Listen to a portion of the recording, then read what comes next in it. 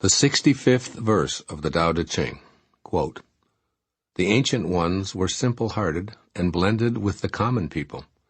They did not shine forth, they did not rule with cleverness, so the nation was blessed. When they think that they know the answers, people are difficult to guide.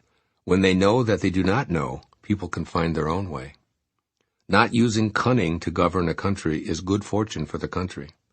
The simplest pattern is the clearest. Content with an ordinary life, you can show all people the way back to their own true nature." Unquote. Living by staying simple-hearted. If you are currently in the important position of ruling a country, I encourage you to take this wisdom especially to heart.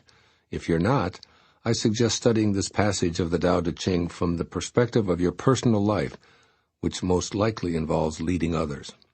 Supervising or parenting shouldn't mean imposing bureaucratic rules or impressing others with your supposed intelligence and superiority. A truly influential person isn't cunning, doesn't shine forth or rule with cleverness or instill fear in those he or she is designed to oversee. As Lao Tzu explains, when they know they do not know, people can find their own way. In other words, the effective leader guides others to their own nature. The realization you're invited to consider here is that your job is to help others know that they don't know. If they believe that they do have knowledge, then they'll never find their way back to their own Tao nature. That's because they're relying on ego input, which tells them that their true essence is their identification with the physical or material world. One who lives according to the Tao knows that ego is a false master, drawing people away from knowing their true nature. Implement the teachings of this verse by refusing to convey superiority or intellectual ingenuity. Instead, show others how to live from the Tao perspective by being willing to admit that you don't know what's best for them, nor do you even know with any degree of certainty how your own life should go. Let other people know that you're willing to ask for guidance. Show them that you're not in charge, either of them or what happens to you. Allow them to see a man or woman who's humble, lives peacefully in the cycles of life, and stays simple-hearted.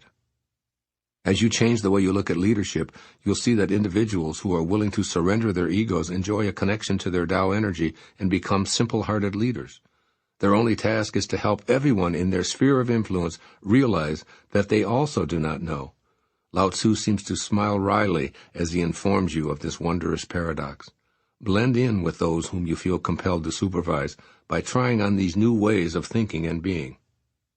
First, be willing to proudly say to those in your charge, "I don't know." This phrase is a symbol of strength rather than weakness, so use it freely. When you teach others to do the same, they'll begin to allow their highest selves to be guided by the great way. Keep in mind that nature never forces anything to grow, but is silently and invisibly ever present. Do the same to the best of your ability by not forcing yourself and your ideas on anyone, with sensible precautions for those too young or too immature to take on adult responsibilities.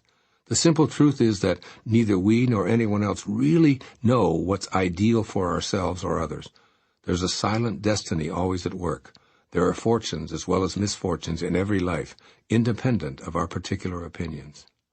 And secondly, practice keeping your life simple and uncomplicated. Model this behavior for those you feel obliged to lead. Rather than analyzing a situation from every angle, trying to come up with the most viable solution, trust your first instinct and take the simplest and least problematic route. Don't pole vault over mouse turds. By the time you've discussed the many options available to you, the problem itself could have been long behind you had you simply disposed of those rodent droppings with a simple tissue and dumped them into the garbage. Here's some great advice for you as well as the leaders of countries who are often so mired in bureaucratic red tape that they become paralyzed. Keep it simple. Do the Tao now.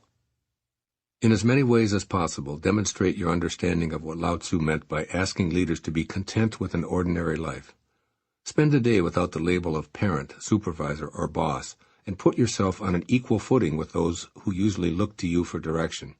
Think of yourself as one of those you lead. In fact, pretend that you are him or her for one day.